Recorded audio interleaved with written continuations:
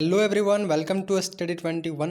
दोस्तों, अगर आप भी कंपटीशन एग्ज़ाम जैसे सिविल सर्विस, स्टेट पीसीएस जैसे बीपीएससी, जेपीएससी, यूपीपीएससी और अदर कंपटीशन एग्ज़ाम जैसे रेलवे, एसएससी, बैंकिंग की तैयारी कर रहे हैं तो सब्सक्राइब कीजिए स्टडी 21 को, क्योंकि आपके तैयारी को और अधिक सटीक और मजबूत बनाने के लिए स्टडी 21 जीएस के सभी खंडों पर काम कर रहा है।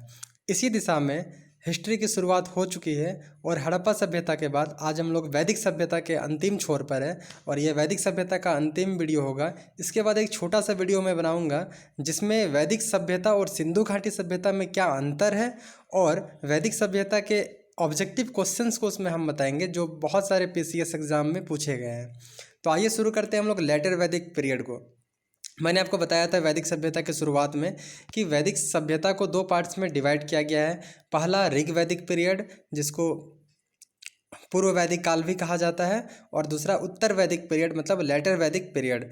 ठीक है, पूरी जो वैदिक सभ्यता का जो समय है वो आपका 1500 से लेकर के 600 बीसी तक का है। ठीक है, तो इसको दो पार्ट्स में डिवाइड करके पढ़ा जाता है। 1500 से लेकर के 1000 बीसी तक को ऋग्वैदिक पीरियड बोलते हैं क्योंकि इस समय ऋग्वेद की रचना हुई थी, और 1000 से लेकर के 600 बीसी तक को हम लोग बोलते हैं लेटर वैदिक पीरियड, क्योंकि इस समय बाकी ऋग्वेद के अलावा जो ग्रंथ थे जैसे कि सामवेद, यजुर्वेद, अथर्ववेद, ब्राह्मण, उपनिषद, जो भी आरण्यक है, इन सभी की रचना 1000 से 600 बीसी के बीच हुई थी। मतलब इन सब की रचना ऋग्वेद के अलावा जो भी साहित्यिक ग्रंथ है उनकी रचना बाद में होने के कारण इनको उत्तर वैदिक ग्रंथ कहा जाता है, और इन्हीं उत्तर वैदिक ग्रंथ से जो जानकारियाँ मिलती है उससे उत्तर वैदिक काल का निर्माण होता है। ठीक है, तो वैदिक सभ्यता को दो पार्ट्स में डिवाइड किया गया है, ऋग वैदिक पीरियड और लेटर वैदिक पीरियड, मतलब ऋग वैदिक काल और उत्तर वैदिक काल। आज हम लोग देखेंगे उत्तर वैदिक काल को।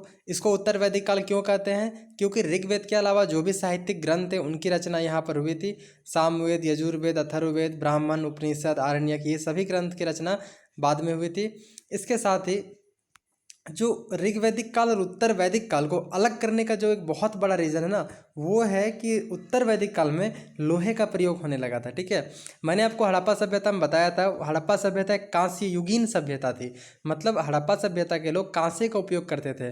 ठीक है, लेकिन ऋग्वैदिक काल में भी लोहे का इंट्रोड्यूस नहीं होता है, हड़प्पा सभ्यता में भी लोहे का कहीं पर मैंने जिक्र नहीं किया था, और उत्तर वैदिक काल में लोहे का यूज होता है। ठीक है, तो वैदिक सभ्यता को दो पार्ट्स में बांटने का, ऋग्वैदिक काल और उत्तर वैदिक काल में बांटने का जो एक बहुत बड़ा जो बीच में बाउंड्री है वो है लोहे का यूज। ठीक है, तो किसके कारण उत्तर वैदिक काल फेमस है? तो लोहे के उपयोग के कारण फेमस है। लोहे का यूज कब किया गया भारतीय इतिहास में? तो उत्तर वैदिक काल में किया गया था। उम्मीद है इससे जो भी क्वेश्चंस होंगे आप उसको बना पाएंगे, और ऑब्जेक्टिव क्वेश्चंस का जो वीडियो बनाएंगे उसमें आप लोगों को इसके नेक्स्ट पार्ट में हम बताएंगे कि किस तरह क्वेश्चंस पूछे जाते हैं। चलिए, तो अगर बात उठता है कि उत्तर वैदिक काल जो है वो कौन कौन क्षेत्रों में बेसिकली फैला हुआ था, तो वो आपका जो हम लोग का उत्तर भारत क्षेत्र है। ठीक है, नॉर्थ इंडियन जो रीजन है जिसमें गंगा यमुना रीजन आता है, इस क्षेत्र में बेसिकली लेटर वैदिक पीरियड जो है पूरी तरह से विस्तृत था, फैला हुआ था। और जो स्रोत पाए गए हैं खुदाई से उसमें चित्रित धूसर मृदभांड जो है ना, ये एक बहुत ज़्यादा इंपॉर्टेंट है। चित्रित धूसर मृदभांड जिसको PGW बोला जाता है, प्रिंटेड ग्रे वेयर। ठीक है, तो चित्रित धूसर मृदभांड बहुत ज़्यादा मात्रा में उत्तर वैदिक काल में पाए गए हैं, और ये इस सभ्यता के जानकारी के लिए एक अहम स्रोत है। अब हम लोग बात करेंगे उत्तर वैदिक काल के सभी विशेषताओं पर, जिसमें हम लोग इसकी सामाजिक स्थिति, राजनीतिक, धार्मिक और आर्थिक स्थिति को देखेंगे, और किसी भी सभ्यता के लगभग 4 आयामों पर बात करने के बाद उस सभ्यता के लगभग सभी डायमेंशंस जो है कवर हो जाते हैं। ठीक है, तो चलिए बने रहिए हमारे साथ स्टडी 21 के साथ, और जो भी आपके दोस्त state PCS, railway, SSC, banking की तैयारी करें उनके साथ आप वीडियो को ज़्यादा से ज़्यादा शेयर कीजिए ताकि उनको भी पता चल सके कि बिल्कुल फ्री और बिल्कुल एक ऑर्गेनाइज्ड वे में नोट्स बना करके आपके सामने हिस्ट्री को पढ़ा रहे हैं। और यूट्यूब में बहुत सारे दोस्तों ने, हमारे सीनियर्स ने पढ़ाया हुआ है, लेकिन उनमें कुछ कमियां हमें नज़र आई जो कहीं ना कहीं वो छोड़े हुए हैं, या फिर उनकी कुछ जो भी वो कवर किए हैं उनसे कुछ और कवर करने का मैंने प्रयास किया है। वो सभी चीज़ें तो आपको इसमें मिल ही जाएगी। ठीक है। लेकिन उनके अलावा भी जो भी स्टैंडर्ड बुक्स है, जैसे कि एनसीईआरटी का बुक है, मैं आपको वैदिक सभ्यता पढ़ा रहा हूँ, और वैदिक सभ्यता क्लास 6 से लेकर के 12 तक के हिस्ट्री के बुक में सिर्फ क्लास 6 में एक चैप्टर है, और क्लास 11 की जो ओल्ड एनसीईआरटी है रामचरण शर्मा की, उसमें एक चैप्टर है उत्तर वैदिक काल अलग से, ठीक है। तो एनसीईआरटी और जो स्टैंडर्ड बुक्स है उन सब की सहायता से नोट्स बनाया गया है, तो आपको इसमें शंका की ज़रूरत नहीं पड़ेगी कि कहाँ से नोट्स उठाया गया है या फिर एक स्टैंडर्ड है या नहीं है। तो बिल्कुल नोट्स एक स्टैंडर्ड है, क्योंकि नोट्स मैं खुद बना रहा हूँ, तो इसलिए नोट्स में कहीं किसी प्रकार की दिक्कत नहीं होगी, ठीक है। तो अगर समझने में किसी प्रकार की दिक्कत होती है तो आप प्लीज़ कमेंट कीजिए। चलिए हम लोग सामाजिक स्थिति की बात करते हैं उत्तर वैदिक काल की। तो उत्तर वैदिक काल में जो सामाजिक व्यवस्था था ना, इसका आधार क्या था? वर्णाश्रम व्यवस्था था, ठीक है। और ये वर्णाश्रम व्यवस्था जो है इस समय तो थी ही, लेकिन इसमें बहुत ज़्यादा कठोरता अब धीरे धीरे आने लगा था, ठीक है। और वर्ण में जो 4 वर्ण होते हैं, ब्राह्मण, क्षत्रिय, वैश्य और शूद्र, इसी के आधार पर उत्तर वैदिक काल की सामाजिक व्यवस्था आधारित थी। और ये वर्णाश्रम व्यवस्था जो है ना, ऋग वैदिक तुलना में उत्तर वैदिक काल में ये और ज़्यादा कठोर बनने लगा था, ठीक है। और वर्णों का आधार जो है ना, कि किस आदमी को कौन सा वर्ण में शामिल किया जाए, ये आधार जो है धीरे धीरे कर्म से लेकर के जाति में ट्रांसफ़र हो रहा था, ठीक है। पहले क्या था, ऋग वैदिक काल में मैंने आपको बताया था, ऋग वैदिक काल में क्या हो रहा था कि लोगों को उनके कर्मों के आधार पर उनके वर्ण को अज्ञात किया जाता था। जैसे अगर कोई विद्वान है तो उसे हम लोग ब्राह्मण कहते थे, अगर कोई युद्ध करने में माहिर है तो उसे क्षत्रिय कहा जाता था।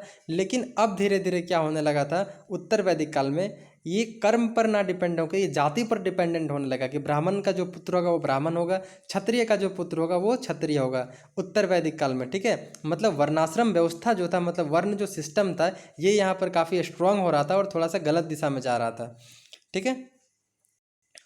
और इस काल में जो 4 वर्ण थे उनको विशेष नाम से पुकारा जाता था, ठीक है। जैसे कि ब्राह्मण के लिए जो शब्द यूज होता था ना, वो शब्द यूज होता था क्या?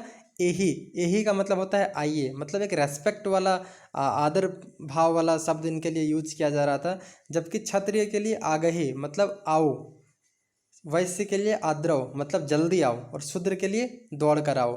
तो आप देख सकते हैं, आइए, आओ, जल्दी आओ, दौड़ कर आओ, ये चारों वर्ड में एक भावनात्मक डिफरेंस है, एक इसमें आदर का कहीं ना कहीं लगातार कमी दिख रहा है। तो इन सब से आप अनुमान लगा सकते हैं कि वर्ण व्यवस्था में कौन से वर्ण का कैसी स्थिति थी, ठीक है।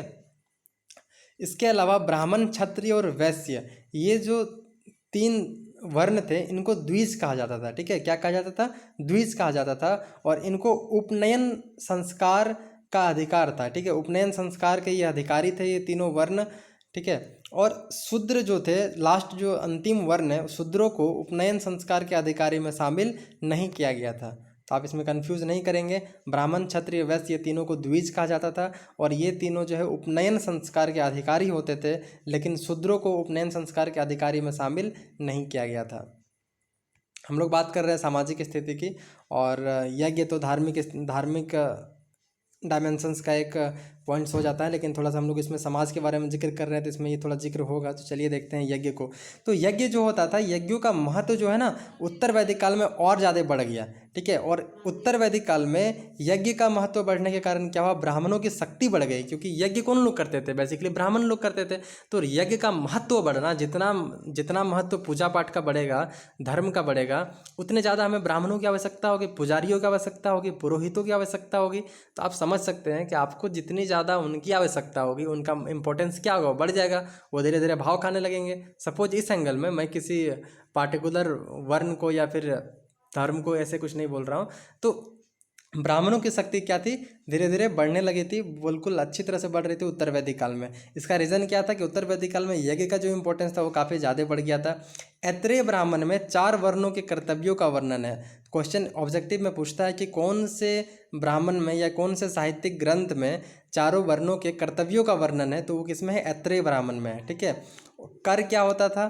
तो कर इस काल में जो वैश्य लोग होते थे, ब्राह्मण, क्षत्रिय और वैश्य होते थे ना, इनसे जो टैक्स लिया जाता था, कर बोल सकते हैं, वो लिया जाता था किससे? केवल वैश्य से लिया जाता था। और शूद्रों से, तो शूद्र क्या थे? ये तीनों वर्णों की सेवा करते थे। आगे हम लोग देखते हैं थोड़ा सा, 1 सेकेंड, ठीक है। देखिए, सामाजिक स्थिति की बात कर रहे हैं तो स्त्रियों की दशा का चर्चा करना बहुत ही इंपॉर्टेंस होता है, क्योंकि एक समाज में स्त्रियों का काफ़ी ज़्यादा आज के समय में महत्व रह गया है। और वैदिक सभ्यता में जो हम लोग स्त्रियों की दशा देखेंगे तो इसकी चलिए थोड़ा तुलना करते हैं हम लोग हड़प्पा सभ्यता से।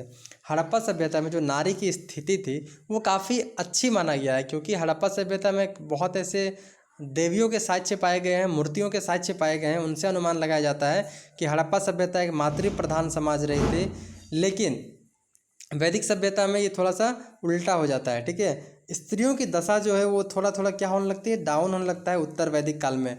और इनको जो है पुरुषों के अधीनस्थ माना जाने लगता है, कि ये जो है पुरुष के अधीन रह करके काम करेंगे, वो पुरुष के अधीनस्थ बन जाएंगे। ठीक है, इसके साथ ही उपनयन संस्कार से इनको प्रतिबंधित कर दिया जाता है। ठीक है, मतलब उपनयन संस्कार में स्त्रियों को शामिल नहीं किया जाता है। इसके साथ ही ऋग्वैदिक काल में जहाँ पर स्त्रियों को शिक्षा का अधिकार था, वहीं हम लोग देखते हैं उत्तर वैदिक काल में शिक्षा से भी इनको धीरे धीरे वंचित कर दिया जाता है। ठीक है, मतलब शिक्षा के अधिकार से इनको धीरे धीरे वंचित कर दिया जाता है। उपनयन संस्कार पर इनको प्रतिबंध लगाया जाता है, ये पुरुषों के अधीनस्थ हो जाते हैं। इनकी जो स्थिति है वो दिन ब दिन डाउन होने लगता है। ठीक है, तो स्त्रियों की दशा में कहीं ना कहीं एक बहुत ज़्यादा परिवर्तन होता है, और ये समाज के लिए, किसी भी समाज के लिए एक अच्छा नोटिस नहीं होता है। ठीक है, 1 सेकेंड।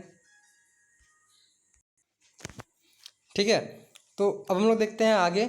ऐत्रेय ब्राह्मण में जो है वो आपका पुत्री को, जो स्त्रियां होती थी, पुत्री होती थी, बेटी को, उनको ऐत्रेय ब्राह्मण में क्या कहा गया है, कृपण कहा गया है। ठीक है, इसके साथ ही संपत्ति पर जो अधिकार था, जो ऋग्वैदिक काल में जो संपत्ति पर अधिकार स्त्रियों का होता था, उत्तर वैदिक काल में जो है इनका अधिकार धीरे धीरे छीन लिया गया। इसके साथ ही सभा में प्रवेश भी इनका क्या हो गया, वर्जित हो गया। मतलब जो अब स्त्रियाँ थी, जो महिलाएं थी, वो उत्तर वैदिक काल में सभा में इनका प्रवेश नहीं होता था। ठीक है, महिलाओं और शूद्रों को वेद पर अध्ययन का अधिकार भी इनसे छीन लिया गया। अब एनसीईआरटी का बुक पढ़ेंगे क्लास 11 की, जो ओल्ड एनसीईआरटी है रामशरण शर्मा की, उसमें ये बात लिखा हुआ है कि जो महिलाएं थी उनको शूद्रों के समान व्यवहार किया गया। और वेद के जो अध्ययन का अधिकार था, जो शूद्र जिस तरह से वेद को नहीं पढ़ सकते थे, धार्मिक ग्रंथ को नहीं पढ़ सकते थे, उसी तरह से यहाँ पर महिलाओं के साथ भी व्यवहार किया गया। और महिलाएं और शूद्रों के साथ जो है ये दोनों वेद नहीं पढ़ सकते थे, वेद पर अध्ययन का अधिकार इनसे छीन लिया गया। गोत्र व्यवस्था की बात करते हैं तो गोत्र व्यवस्था उत्तर वैदिक काल में स्थापित हुई। और गोत्र का मतलब क्या होता है कि वह स्थान जहाँ समूचे कुल के गोधन को एक साथ रखा जाता था। ठीक है, वह स्थान जहाँ समूचे कुल के गोधन को एक साथ रखा जाता था उसको हम लोग गोत्र कहते थे। बाद में जो है मूल पुरुष का वंशज बताया गया गोत्र को। ठीक है, तो गोत्र को भी आप थोड़ा सा देख लेंगे, क्योंकि इससे भी क्वेश्चंस पूछा गया है। इसके साथ ही 4 आश्रम का उल्लेख किया गया है, वो कौन से उपनिषद में किया गया है, जाबालोपनिषद में किया गया है। क्वेश्चन डायरेक्टली पूछता है इससे कि 4 आश्रम जो थे, ब्रह्मचर्य, गृहस्थ, वानप्रस्थ और संन्यास, इन चारों का वर्णन कहाँ किया गया है, तो उन चारों का वर्णन किया गया है जाबालोपनिषद में किया गया है। सामाजिक स्थिति के बाद हम लोग देखेंगे उत्तर वैदिक काल की धार्मिक स्थिति को, जो एक बहुत ही इंपॉर्टेंट चैप्टर है, और धार्मिक स्थिति से कई सारे क्वेश्चंस बनते हैं। ऋग्वैदिक काल के धार्मिक स्थिति को आपने देखा, इससे पहले आपने हड़प्पा सभ्यता की धार्मिक स्थिति को देखा। अगर आप नहीं देखे हैं तो मेरा मानना है कि हिस्ट्री जो है एक आपका लगातार क्रमानुसार अगर आप इसको पढ़ेंगे तो आपको ज़्यादा समझ में आएगी। अगर आप चीज़ों को तुलना करते जाएंगे तो आपको ज़्यादा प्रोडक्टिव होगा। तो आप अगर हड़प्पा सभ्यता के वीडियो नहीं देखे हैं तो मेरे प्लेलिस्ट में जाइए, और वहाँ पर आपको सारे वीडियोज़ मिल जाएंगे एंशिएंट हिस्ट्री के। वहाँ पर आप हड़प्पा सभ्यता को देखिए, उसके बाद आप वैदिक पीरियड को देखिए, उसमें पहले आप ऋग वैदिक पीरियड को देखिए, फिर आप उत्तर वैदिक काल जो अभी मैं पढ़ा रहा हूँ उसको देखिए। आप जब लगातार चीज़ों को पढ़ेंगे, बिल्कुल नोट्स बना करके मैं बहुत ही अच्छी तरह से आपके सामने पढ़ाया है, तो आप उनको देखिए, आपको बिल्कुल समझ में आएगा। चलिए हम लोग बात करते हैं धार्मिक स्थिति की। तो धार्मिक स्थिति का जो उद्देश्य था, जैसे कि वैदिक सभ्यता की शुरुआत में ही हमने आपको बताया कि कहीं ना कहीं एक उद्देश्य की प्राप्ति के लिए धार्मिक कार्य किए जाते थे। तो उत्तर वैदिक काल में कौन से उद्देश्य के लिए करते थे, जो कर्मकांड होता था, जो यज्ञ वगैरह होता था, ये भौतिक सुखों की प्राप्ति के लिए यहाँ पर भी किया जाता था। जैसे कि मैंने आपको वहाँ बताया कि लोग गाय की प्राप्ति के लिए, पुत्र की प्राप्ति के लिए लोग कर्मकांड करते थे, धार्मिक कर्मकांड क्या करते थे। तो उत्तर वैदिक काल में भी भौतिक सुखों की प्राप्ति के लिए लोग धार्मिक कर्मकांड करते थे। ठीक है, अब थोड़ा सा देखते हैं हम लोग कि ऋग वैदिक काल और उत्तर वैदिक काल में कुछ देवताओं में मान्यता जो थी वो थोड़ा चेंजिंग होता है। ठीक है, जैसे कि आप यहाँ पर देखेंगे कि ऋग वैदिक काल में इंद्र और अग्नि, ये दो बहुत ज़्यादा इंपॉर्टेंट देवता थे। इंद्र काफ़ी ज़्यादा इंपॉर्टेंट देवता थे ऋग वैदिक काल के लोगों के या फिर आर्यों के। लेकिन उत्तर वैदिक काल में जो है ये इतने प्रमुख नहीं रहे। तो इनके जगह पे कौन आया? इनके जगह पे कौन आया? प्रजापति आया। प्रजापति सृजन के देवता थे और इनका इंपॉर्टेंस जो दिन ब दिन बढ़ता गया। प्रजापति उत्तर वैदिक काल के लोगों के लिए एक बहुत ही मुख्य देवता बन गए। इसके साथ ही रुद्र जो पशुओं के देवता होते थे और विष्णु जो लोगों के पालक होते थे, इन सभी देवताओं का जो महत्व है उत्तर वैदिक काल में बढ़ता चला गया। पूषण जो पहले पशुओं के देवता थे अब क्या हो गए? शूद्रों के देवता हो गए। मतलब ऋग वैदिक काल में पूषण कौन था? तो पशुओं के देवता थे। लेकिन उत्तर वैदिक काल में यही पूषण क्या बन गए? शूद्रों के देवता बन गए। इसके साथ ही पुनर्जन्म का सिद्धांत जो है किसमें उल्लेख किया गया? शतपथ ब्राह्मण में। शतपथ ब्राह्मण में पुनर्जन्म का सिद्धांत का उल्लेख किया गया है, जिसमें ये माना गया है कि उत्तर वैदिक काल के लोगों भी हड़प्पा सभ्यता या सिंधु घाटी सभ्यता के लोगों की तरह ही पुनर्जन्म पर विश्वास रखा करते थे। इसके साथ ही उत्तर वैदिक काल में अगर धार्मिक क्षेत्र में बात किया जाए, दो बड़े महाकाव्य जो उनकी रचना हुई थी, जैसे कि महाभारत है और क्या है? रामायण है। तो महाभारत जो है इसका पुराना नाम क्या है? जय संहिता। जय संहिता महाभारत का पुराना नाम है और महाभारत विश्व का सबसे बड़ा महाकाव्य है। ठीक है, तो ये हमारे लिए बहुत गर्व की बात है कि महाभारत जो है दुनिया का सबसे बड़ा महाकाव्य है। इसके साथ ही जो है मूर्ति पूजा की अगर हम बात करते हैं, तो जिस तरह के हमने हड़प्पा सभ्यता में देखा था, लोग मूर्तियों की पूजा कर रहे थे लेकिन मंदिरों का कोई साक्ष्य वहाँ नहीं मिला था। लेकिन उत्तर वैदिक काल में क्या होता है कि लोग मूर्ति पूजा नहीं करते थे, या फिर निश्चित रूप से इसके बारे में कुछ नहीं कहा जा सकता है, लेकिन फिर भी एनसीईआरटी में बताया गया है कि संभव है या फिर ऐसा आभास व्यक्त किया गया है कि लोग जो है मूर्ति पूजा करते थे। इसके साथ ही बहुदेववाद, वासुदेव संप्रदाय और षड दर्शन, इनका उल्लेख पाया गया है उत्तर वैदिक काल के ग्रंथों में, या फिर उत्तर वैदिक काल के लोगों की ऐसी मान्यताएं थी। जो 6 दर्शन है इनके बारे में वर्णन किया गया है, काफ़ी ज़्यादा इंपॉर्टेंट है ये 6 दर्शन। मृत्यु की चर्चा जो है शतपथ ब्राह्मण में किया गया है। तो क्वेश्चन जो है इस तरह से बनता है कि कौन से उपनिषद में या कौन से ब्राह्मण में मृत्यु की चर्चा की गई है? तो शतपथ ब्राह्मण में मृत्यु की चर्चा की गई है। मोक्ष की चर्चा उपनिषद में की गई है। उपनिषद जो है ना, यज्ञ और जो कर्मकांड होते थे, जो धार्मिक कर्मकांड होते थे, उपनिषद इनकी क्या करता है? निंदा करता है। ठीक है, मतलब उपनिषद ये नहीं कहता है कि आप यज्ञ कीजिए। उपनिषद का कहना है कि आप कड़ी से कड़ी तपस्या कीजिए और उसके द्वारा जो है आप अपने उद्देश्यों की प्राप्ति कीजिए। जैसे कि आप उपनिषद का अर्थ समझते होंगे, मैंने आपको बताया था कि उपनिषद का अर्थ होता है गुरु के समीप बैठना। गुरु के सामने बैठ करके जो शिक्षाएँ या फिर जो चर्चाएँ होती है उनका संकलन कहाँ किया गया है? उपनिषद में किया गया है। मृत्यु लोक के देवता कौन थे उत्तर वैदिक काल में? तो मृत्यु लोक के देवता थे परीक्षित। परीक्षित को मृत्यु लोक का देवता माना गया है। कुछ प्रमुख यज्ञों की चर्चा है जो स्टैंडर्ड बुक्स के साथ साथ एनसीईआरटी में भी बताया गया है। तो पहला है उसमें अश्वमेघ यज्ञ। अश्वमेघ यज्ञ वैदिक काल का एक बहुत ही महत्वपूर्ण धार्मिक कर्मकांड का एक रूप है, एक यज्ञ है। इसके बारे में जानना बहुत ही ज़रूरी है। तो अश्वमेघ यज्ञ क्या होता था उस टाइम पे? आप अगर रामायण देखे होंगे दोस्तों, तो आपको वहाँ पर देखे होंगे अश्वमेघ यज्ञ होता है, जहाँ पर लव कुश जो है राम द्वारा जो घोड़ा छोड़ा जाता है उनको ये पकड़ लेते हैं।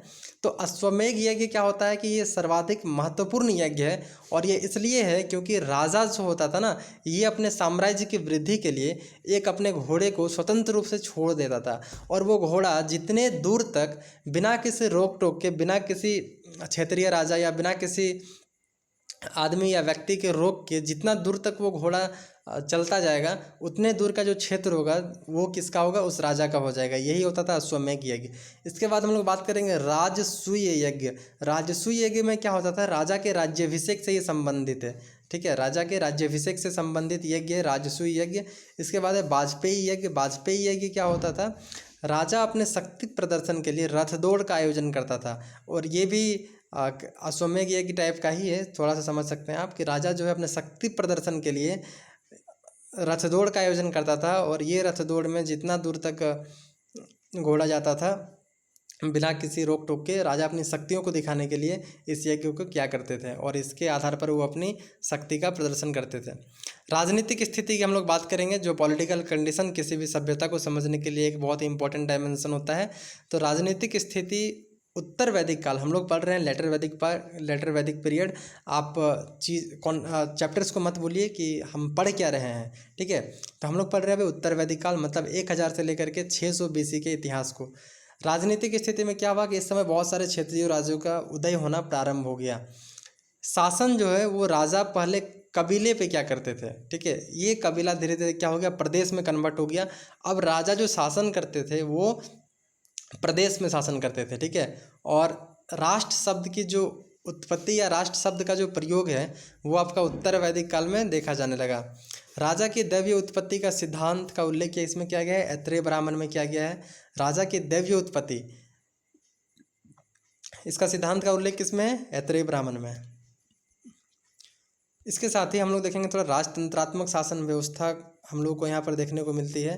राजतंत्रात्मक शासन व्यवस्था और भी बहुत ज़्यादा यहाँ पर सशक्त होने लगी, ठीक है। पहले जहाँ पर राजा को उतना अधिकार प्राप्त नहीं था ऋग वैदिक काल में, लेकिन उत्तर वैदिक काल में क्या होता है, राजतंत्रात्मक जो शासन व्यवस्था होती है ना वो थोड़ी और स्ट्रांग होने लगती है। राजा का पद जो है यहाँ पर थोड़ा सा इम्पोर्टेंट हो जाता है और राजा की शक्तियाँ जो है वो धीरे धीरे बढ़ने लगती है। इसके साथ ही राजा का जो पद होता है ये वंशानुगत हो जाता है उत्तर वैदिक काल में, और इसके जो उत्तराधिकारी होते थे ना ये कौन होते थे, ज्येष्ठ पुत्र हुआ करते थे इनके।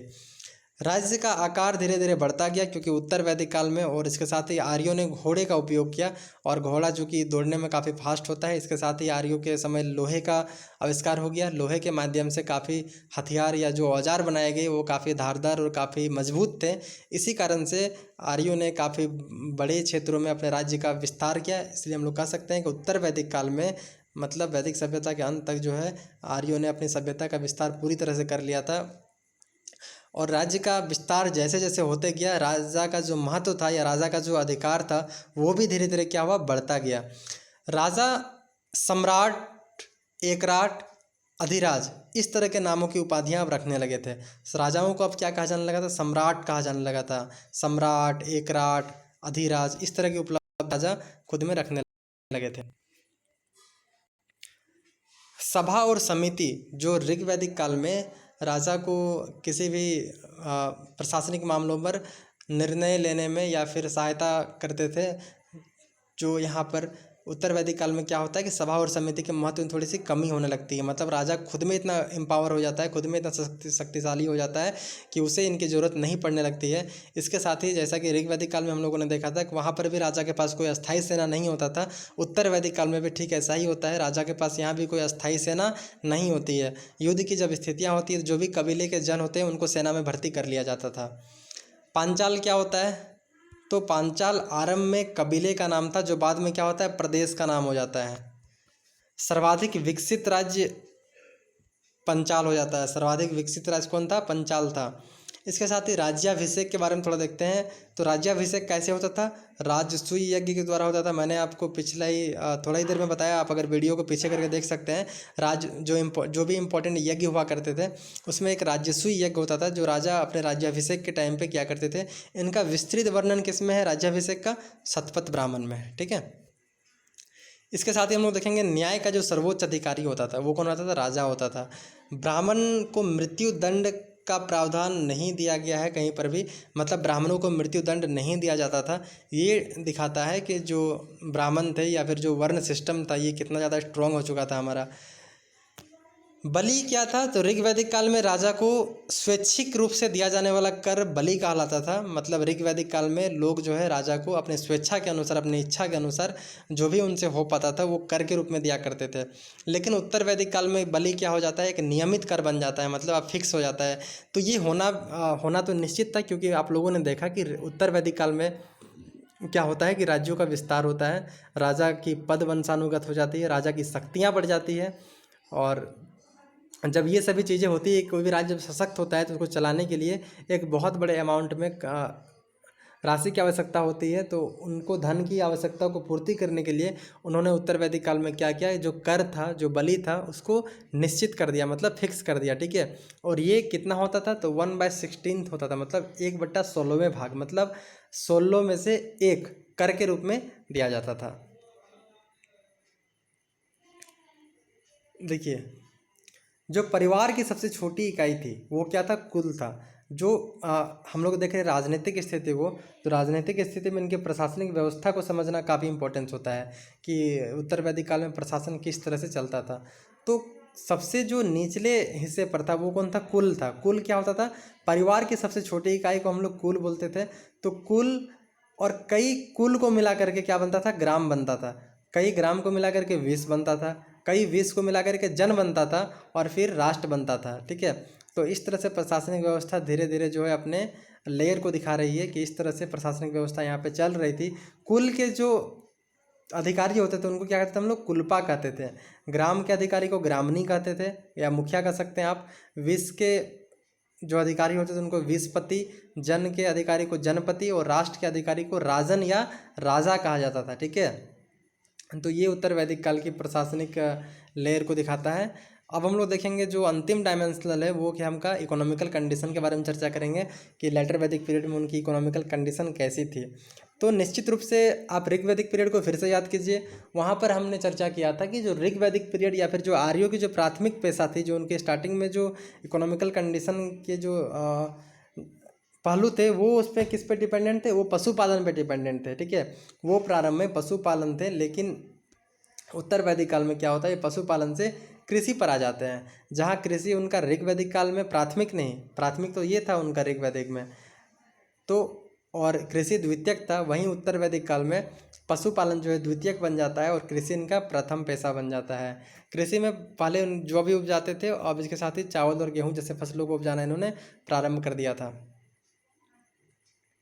शतपथ ब्राह्मण में कृषि से संबंधित चारों क्रियाओं जैसे जुताई, बुआई, कटाई और मड़ाई का थोड़ा सा कट गया है, आप मड़ाई लिखा हुआ है वहाँ पर। जुताई, बुआई, कटाई और मड़ाई का उल्लेख किस में किया गया है?